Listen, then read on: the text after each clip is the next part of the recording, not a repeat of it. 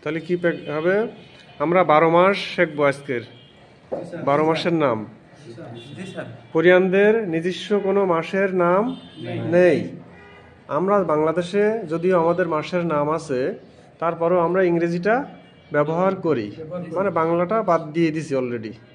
বৈশাখ জ্যৈষ্ঠ বললে আমরা কেউ চিনি না, আমরা জানুয়ারি ফেব্রুয়ারি বললে বুঝি। ঠিক তেমনি কোরিয়ানরা ইংরেজি মাস ব্যবহার করে 1 মাস 2 মাস এইভাবে সংখ্যা দিয়ে।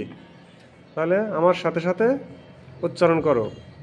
ইরওয়াল, ইওয়াল, সামওয়াল, সাওয়াল, ওওয়াল, ইওয়াল, সিরওয়াল, ফারওয়াল, খুওয়াল, শিওয়াল, শিপ ইরওয়াল, শিপ ইওয়াল।